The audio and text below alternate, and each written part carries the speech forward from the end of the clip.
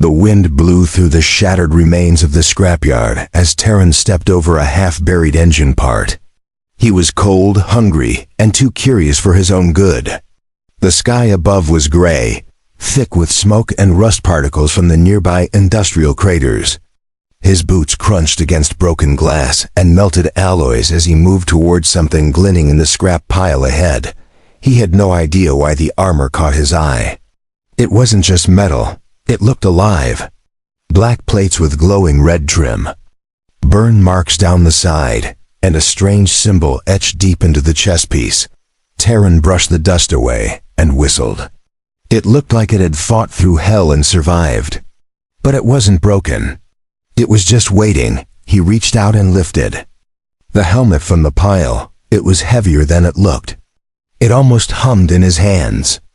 As he turned it over, he noticed a small mark on the inside, an engraving in an old mercenary dialect he didn't fully understand.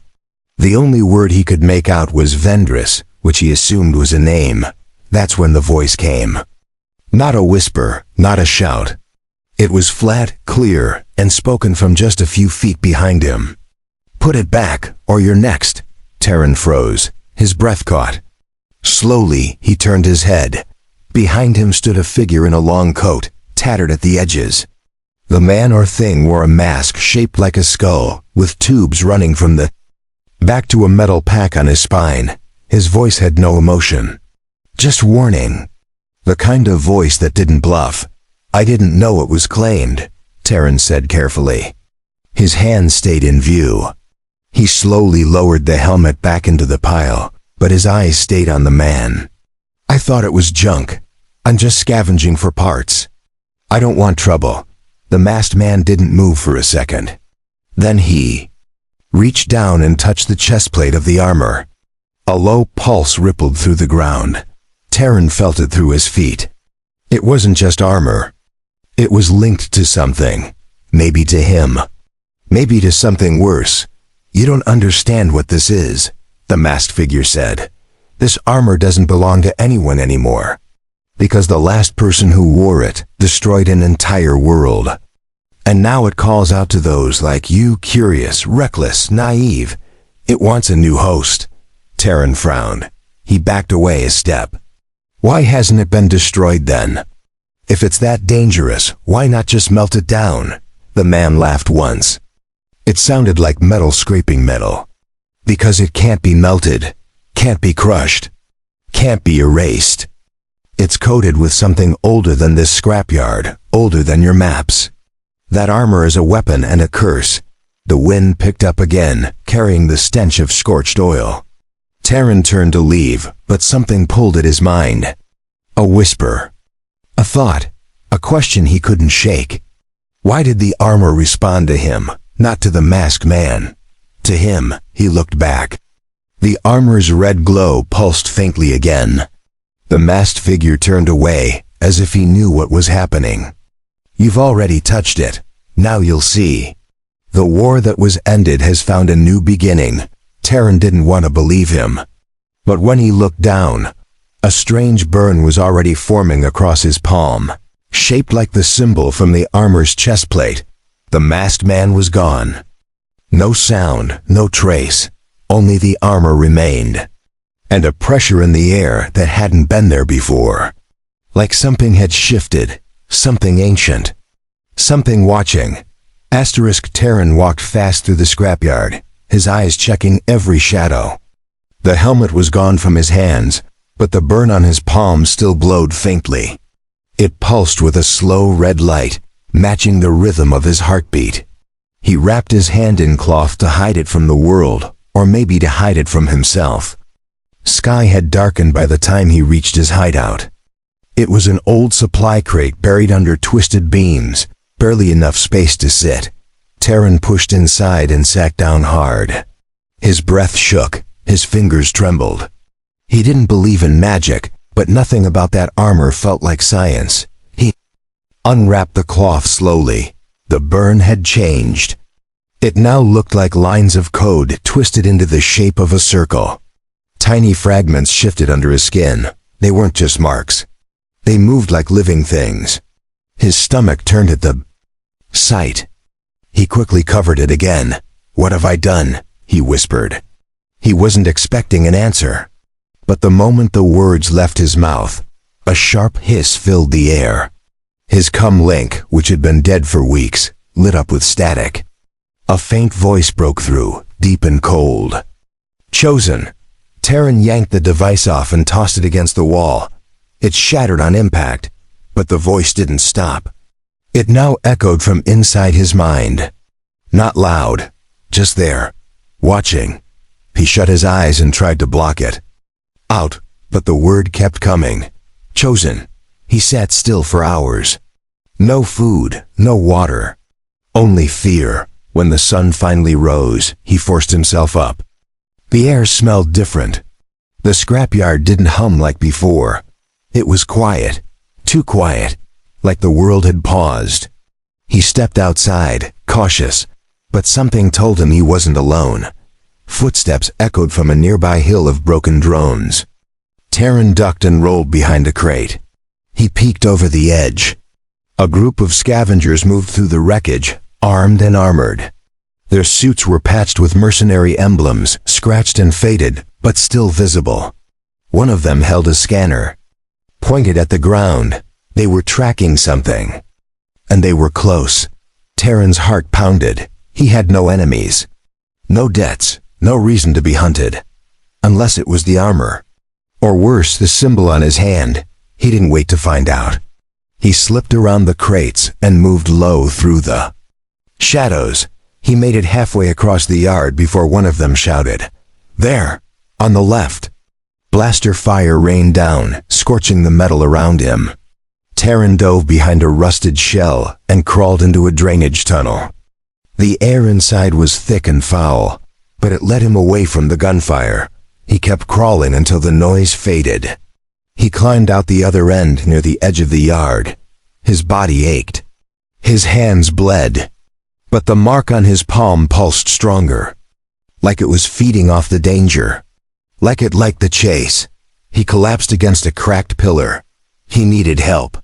Someone who understood these symbols. Someone who didn't shoot first.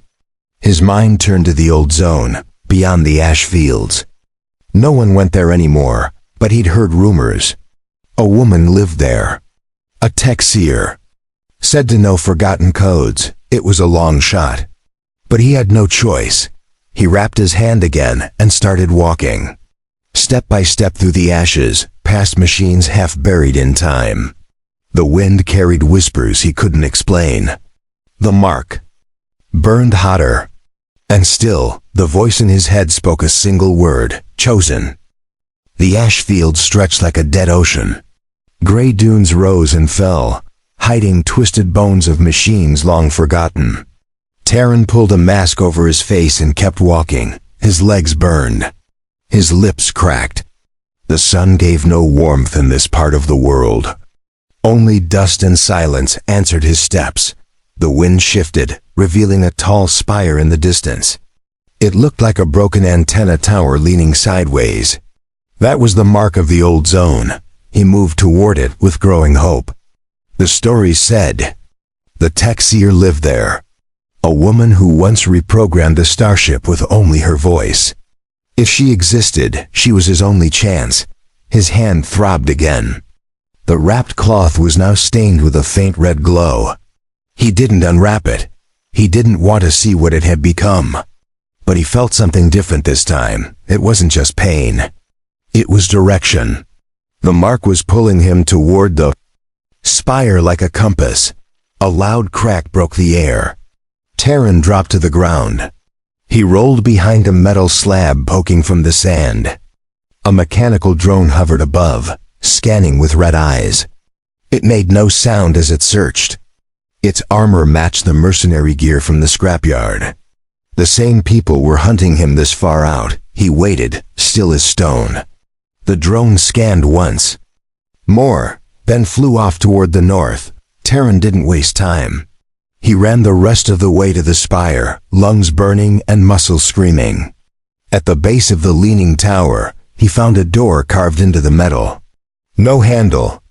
Just a glowing plate at its center. He hesitated, then touched it with his marked hand. The plate hissed and turned blue. With a slow grind, the door slid open. The air inside was cool and filled with a hum like an old machine breathing. He stepped in, unsure if he was walking into safety or a trap. The walls were lined with cracked screens and hanging wires. Machines sparked from corners. In the middle of the room sat a figure wrapped in layers of fabric and metal. Her face was hidden behind a mask with glowing green eyes. She didn't move as he entered. She just spoke one word. "Why now?" Terran didn't answer at first. He stepped closer, unsure if she was real. She didn't blink. She didn't breathe, but her voice had weight. He took a deep breath and unwrapped his hand. The glow from his skin lit the room like a flare. The Texier finally moved. Her fingers switched. Then she leaned forward and scanned his palm with a lens from her mask. "I never thought I'd see that mark again," she said. "Where did you find it?"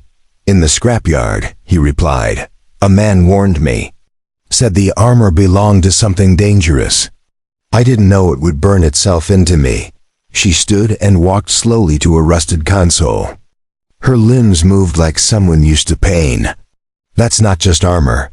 It's a weapon from the War of 7 Moons, designed for one purpose: erase, no loyalty.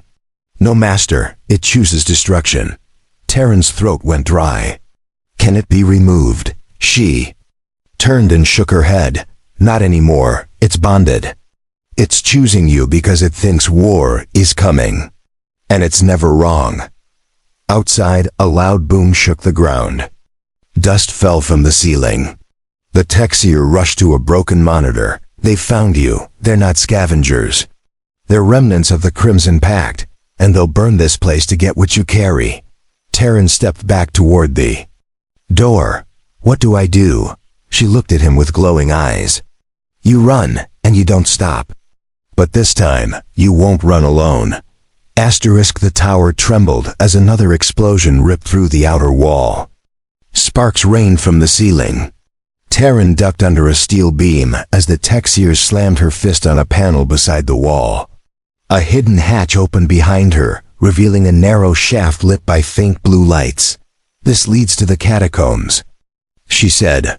"Old tunnels from before the war. They won't track you down there unless you leave traces. Move fast and keep your palm covered. The mark calls to old systems." Terran didn't argue. He stepped inside the shaft and slid down the ladder. The metal was cold and slippery with dust. At the bottom, the tunnel stretched in both directions, dark and silent. The seer dropped down behind him and shut the hatch above. The booming stopped. Only their breathing remained. She led the way through the tunnels. Her pace was steady, unbothered by the darkness. Terran stayed close behind, one hand on the wall, the other clutching the cloth around his palm. The light under the cloth pulsed faintly. He hoped it wouldn't glow strong enough to give them away. "Where do these tunnels lead?" he asked, in a low voice. The echo bounced off the walls, making it sound like a dozen people whispered with him. The Texier didn't turn but answered without pause. "To the ruined dome. You'll be safer there. The Crimson Pact won't step inside. It's boundary. They fear what still sleeps below." The name sent a chill down his spine. Everyone in the lower colonies had heard of the ruined dome, a massive structure built before the collapse, filled with machines that no one dared awaken. Some said it had a mind of its own. Others said it was cursed. After an hour of walking, they reached a sealed door with a shattered scanner pad. The seer knelt beside it and tapped a few keys on her wristband. Nothing happened. She tried again, harder this time. Still nothing.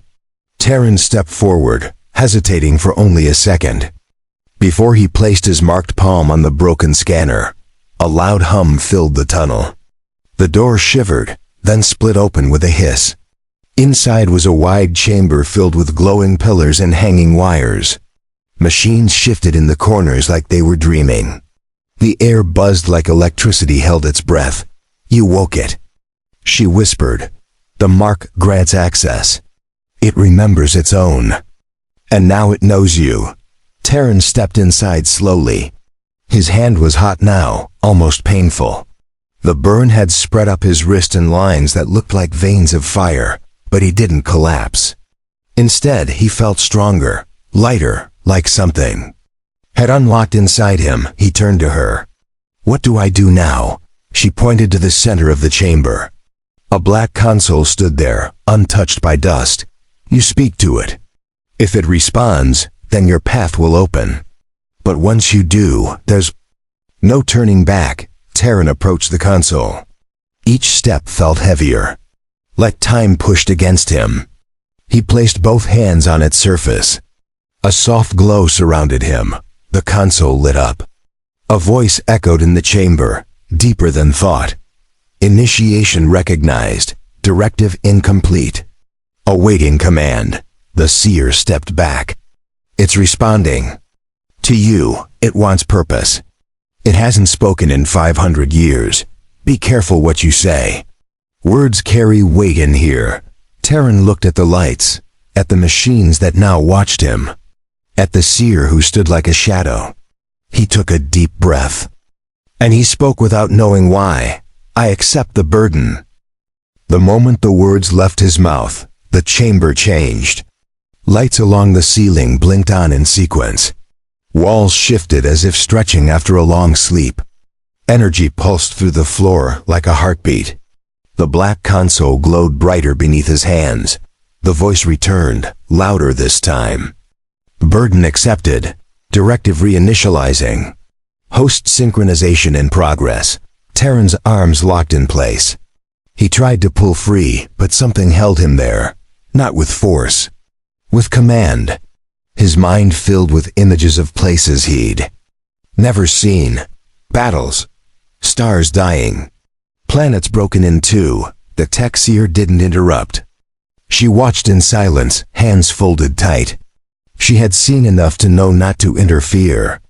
The console's tendrils reached out and coiled around Terran's arms. They didn't pierce skin. They scanned, they learned.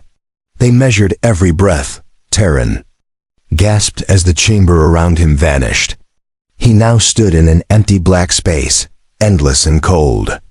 In front of him floated a figure in silver armor, face hidden behind a mask of smoke. The figure didn't speak with a mouth.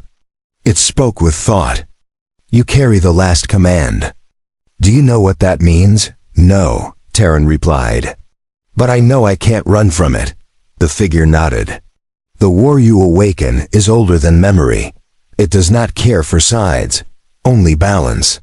The armor you touched is not just a relic. It is the seed. You are now its root." Terran didn't understand everything, but he felt the weight. He felt the burden settle on his back like armor he hadn't put on. He looked down at his hands. The burn marks were gone, replaced by symbols, etched deep into his skin. Moving symbols.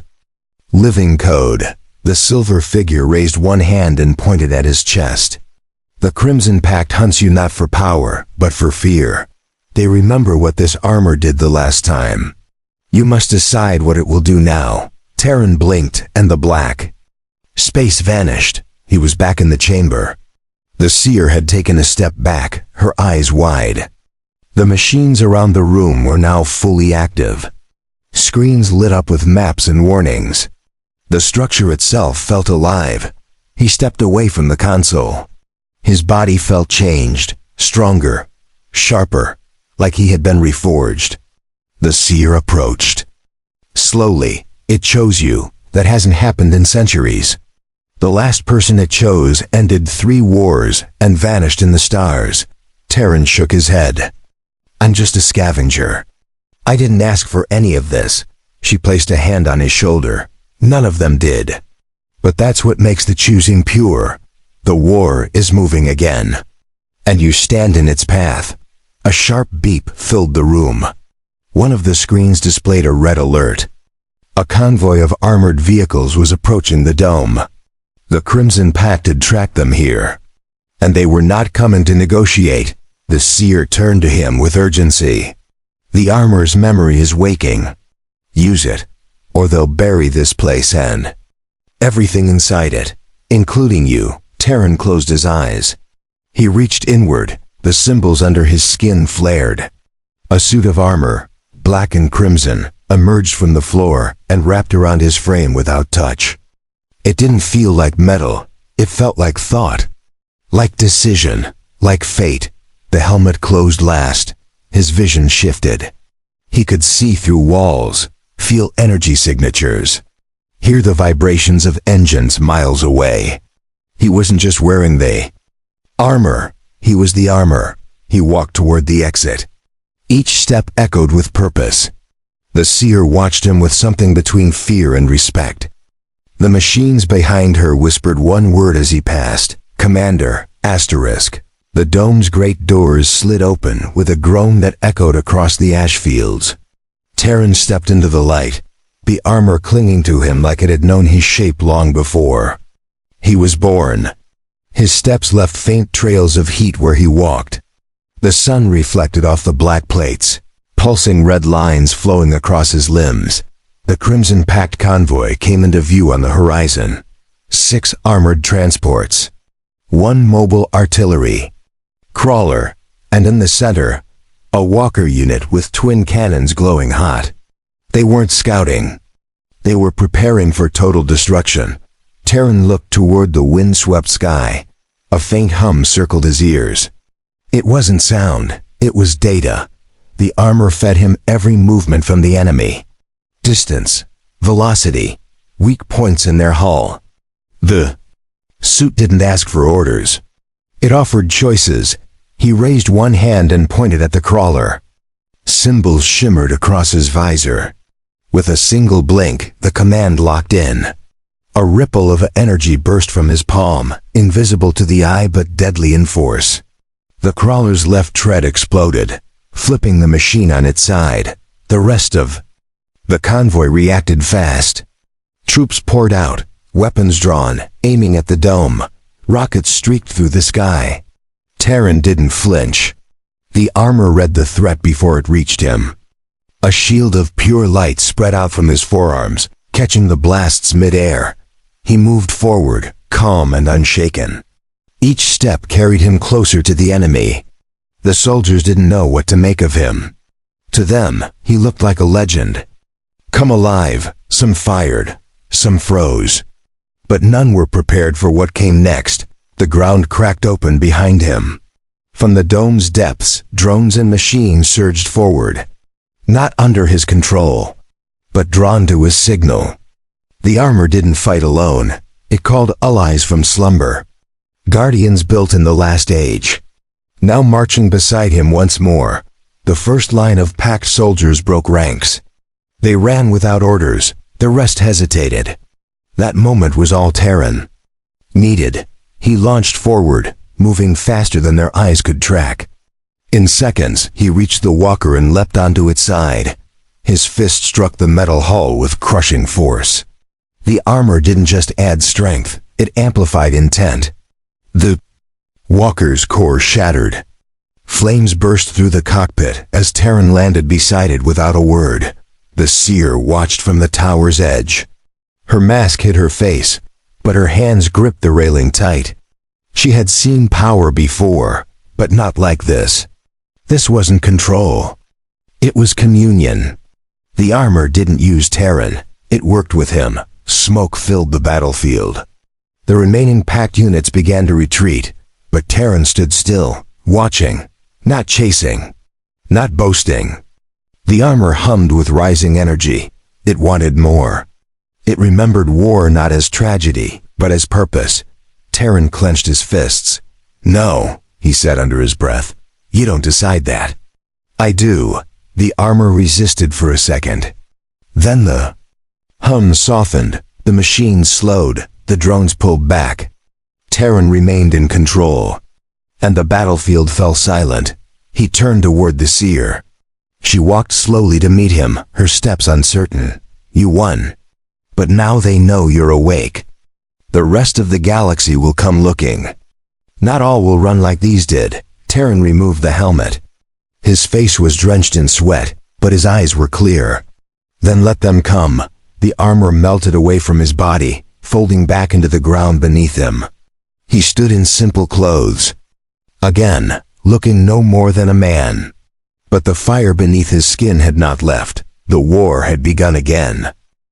In the hours after the battle, the sky above the dome turned strange. Lights flickered between the clouds. Faint pulses of color stretched across the upper atmosphere like the ripples of a signal. It wasn't just energy. It was a call, the tech. Seer worked silently inside the chamber. Her fingers moved over old consoles and forgotten ports. She didn't speak much since the battle, but her hands didn't stop. She was tracing the data burst sent from the dome when Terran connected to the armor. It didn't just wake the machines, she said. It woke the network. Every dead satellite in orbit flickered back on for a moment. Every broken relay blinked. Something reached out. And something answered. Terran stood near the broken console where it all began. The armor no longer covered his body, but he felt it inside his blood. It wasn't sleeping. It was waiting, watching, like a second mind, soft but powerful. His every heartbeat carried meaning now. What answered, he asked. The seer turned a cracked screen toward him. Symbols danced across it, coordinates, names, ancient codes that hadn't been used in 5 centuries. Old enemies, old allies. Whoever still listens in the dark. The armor sent a flare. And they saw it. Terran stepped back. His fingers curled into fists. He didn't regret putting the armor on. But he hadn't planned to become a beacon. Now ships would come. Some in fear. Some in hope. And some for war. We need to leave this place, she said. The dome won't protect us again. It already gave you what it had. The rest of this journey must happen beyond this planet. Terran nodded. Then where do we go? She hesitated before answering. To the Black Array. It was built during the last cycle. A deep space station that held the blueprints to the Seed Project. If there are answers left, they're there. But it won't be easy to reach. Terran looked toward the sky again. A shimmer passed over the sun. For a second, it looked like something massive drifted between them and the stars. He blinked. It was gone. But he didn't doubt what he saw. They began preparations the same day. The seer activated an old transport ship buried beneath the dome. Dust fell as the bay opened. The ship was small, but its engines were clean, untouched by time. It roared to life as if eager to fly again. Terran climbed aboard and took the front seat. The seer sat beside him, strapping into the co-pilot's chair. She handed him a small device glowing faintly green. This holds the path to the Black Array. It won't show on any new map. You'll have to follow the echoes. He gripped the control wheel. And if the ones who answered reach there first, then you make them regret it, she replied. The ship lifted from the earth with a growl. Ash blew outward as engines lit the sky. Terran stared forward, the planet shrinking below.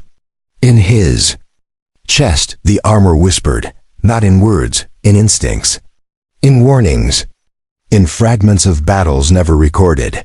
Beyond the clouds, the stars opened like a field of fire.